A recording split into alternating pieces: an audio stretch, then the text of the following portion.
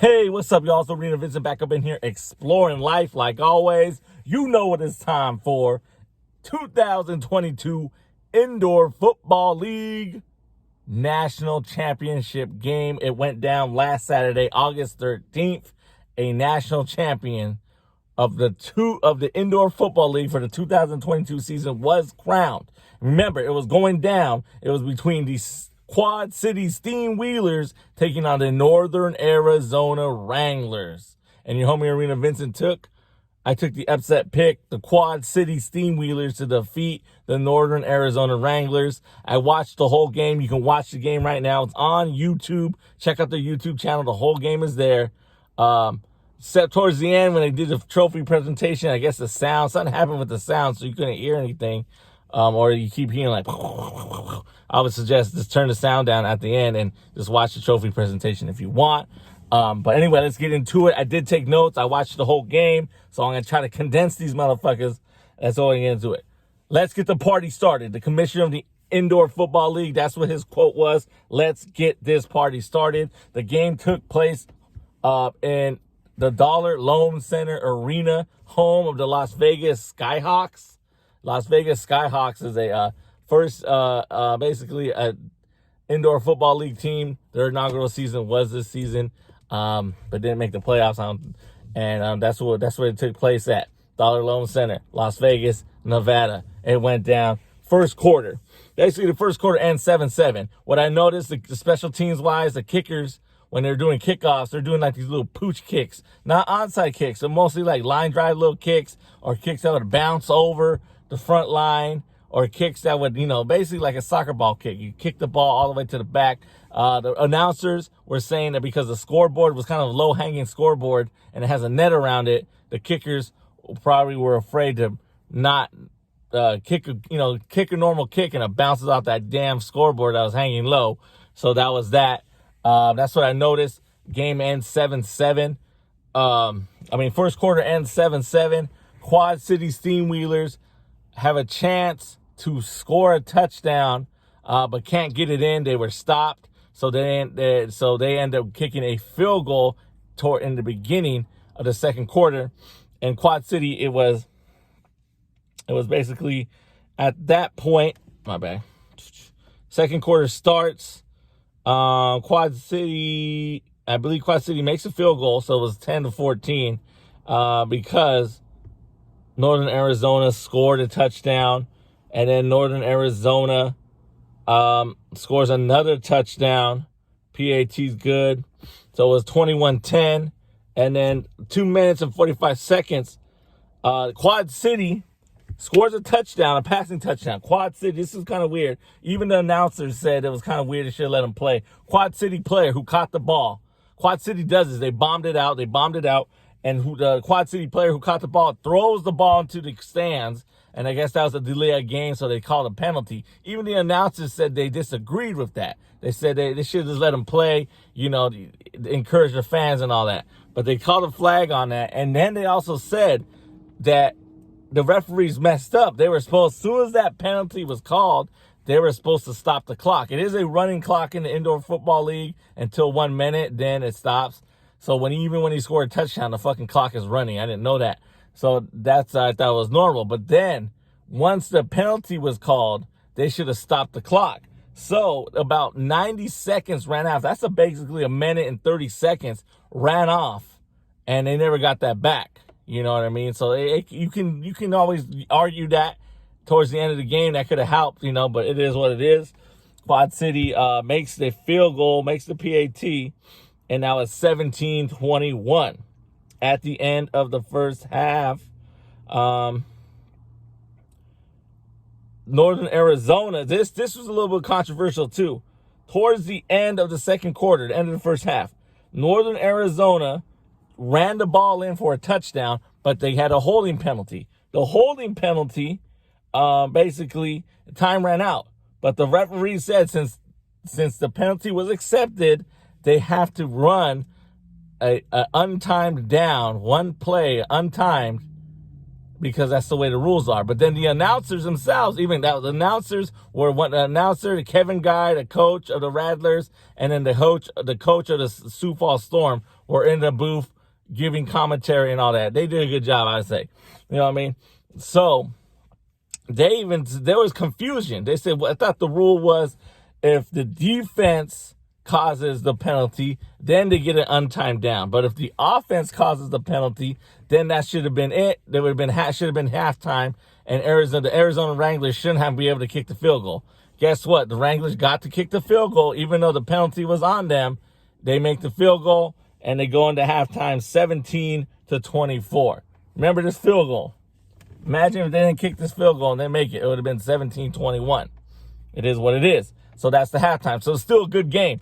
Still exciting. It's not that crazy, but I know it's a lot of running plays, a lot of rushing plays, and all that. Third quarter starts. Right out the bat. Northern Arizona makes a rushing touchdown. My God, third quarter right out the bat. And then, but Northern Arizona misses their point after. So it's basically 30-17. Now it's kind of getting, is it getting away from them? And then 12 minutes and 25 seconds, another air bomb by Quad City scores, touchdown. PAT was good, 24-30. Now it's back in the game again, 6-point lead. Arizona, with 8 minutes and about 20 seconds left, Northern Arizona gets a TD, a passing TD, and that was that, making the score 24-37. Quad City, remember this right here, third quarter. Quad City Steamwheelers tried to kick a field goal with 2 minutes and 10 seconds left in the third quarter. They missed it, right? They missed it. So, they missed it, so then Northern Arizona gets the ball. Boom! Northern Arizona, the QB fumbles the ball inside the 2-yard line, and basically Quad City recovers with 1 minute and 54 seconds left in the third quarter. And off of this, they recovered the ball. And that was that. Fourth quarter starts. 24-37. Quad City with a rushing touchdown. They score it. PAT was good, so now 31-37, another 6-point lead. After that, Northern Arizona kicks a field goal with 9 minutes and 9 seconds left. It was good, so now the score is what? 31-40. Sorry, guys. And then trying to get my notes out, trying to get you what, feel for the game and all that. So, 31-40, 5 minutes and 25 seconds left. Quad City, another passing touchdown. But basically, offsides getting flat. With that, I noticed, even though they scored the touchdown, they had an offsides penalty, and they also were getting sacked a lot. It was messy, but Quad City did get it done. But they missed the PAT. And now it would have been 38-40, but now it's 37-40, a 3-point lead. So remember, Quad City tried to kick a field goal, but they missed. Imagine if they would have had that field goal to 3 points. And then remember, then they missed that PAT. So these things, special teams kickers, man, you gotta have the right kickers. Anyway, man, keep going. So it's 37-40. 4 minutes and 40 seconds. Quad City doesn't. This is all in the fourth quarter now. So it's 4 minutes and 40 seconds. Quad City, when they kicked the ball off, they did an onside kick. I didn't agree with this. I understand why they did it, but they did. I understand it, but I just didn't agree with it. They did an onside kick, was a failure. Wasn't able to stop the or get the ball back, and gave basically the Wranglers beautiful field position so they can basically scored a touchdown. With 1 minute and 54 seconds, Northern Arizona scored a passing touchdown. It was a little jump pass by the quarterback. The PAT was good. So it's 37-47, 10-point deficit. With 47 seconds left in the fourth quarter, another passing TD. This game was exciting towards the end. I recommend you go watching it.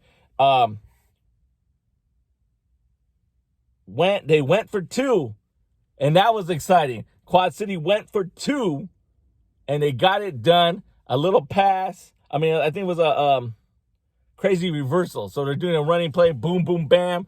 Receiver gets the ball, then he jumps. Boom, almost. He jumps. He makes it, barely makes it over the touchdown line, the end zone line, to count as a 2-point conversion. He got it done. Crowd was going wild. I mean, it was a neutral site, but a lot of Northern Arizona fans were there because, hey, Arizona's right by, Las Vegas, So I don't know how many, but it looked more Northern Arizona than Quad City. And that was that. And it was 45-47. What they tried to do, I guess it's called a deuce. I guess in the indoor football league, if you're able to kick the ball when you do a kickoff, if you're able to kick that ball and get it through the uprights, you get 2 points. I didn't know that. In the Arena Football League, they never had that rule because the ball would always bounce. But this was basically you would have to kick. Basically, you're like kicking almost like a 50-yard or a 50-yarder, a 50-something yard field goal. You have to kick it, and it has to go up into the uprights, and boom, you get 2 points. So they tried, but guess what? That goddamn scoreboard, it bounced off the protective netting that's around the scoreboard. Or it may have nicked the scoreboard. The way it looked, you can't tell, the angles weren't that great, the camera angle, but the announcers believed that he kind of was hooking it. It was kind of hooking to one side. So he believed that the distance was there, but it was probably not. It was probably going to miss. So that was that. It bounced off the scoreboard. So Northern Arizona had the ball. You remember, when the 1-minute rule in indoor football, you have to advance the ball for time to keep going. So it kind of looked a little bit different. They had 2 stops, or they had a stop, and then they advanced the ball. They called timeout. Then they had to call timeout again, and then it was kind of confusion at the end because Northern Arizona on the scoreboard on the viewers, it showed, even the announcers to them showed that Quad City had one more timeout, but that wasn't true. They ran out the clock, and your Northern Arizona Wranglers are your 2022 national championship game. So towards the end, it was a little bit dead, but it was exciting, man. Quad City didn't quit, didn't give up. But see, now imagine if they would have made one of those field goals that they missed. It would have been a different game, baby. If they would have made the field goal that they missed, they would have been on top. They would have won by 1 point. It would have been 48-47. So it's different, man. It's crazy. I know Northern Arizona missed their PATs, or missed, I think, 1 or 2. Sorry. I took notes and now I can't even tell. They missed their PATs, but at the end of the day, Northern Arizona got it done. Quad City didn't get that touchdown, didn't get nothing out of it when they missed that field goal. And that's why, and shout out to the Quad City kicker, the Quad City Steamwheeler kicker. He's about a 40-year-old man. He's been playing in the indoor football league for 20 years. So much props to him. I like that. I like seeing people playing sports until the wheels fall off. And they asked him, why do you keep playing? And I guess the kicker for the Quad City Steamwheelers has a son. He said he has a son that has special needs.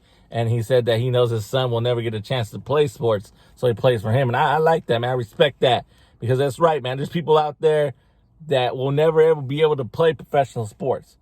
Even though they might not have a handicap or a disability or anything. They're just not that good, not that talented.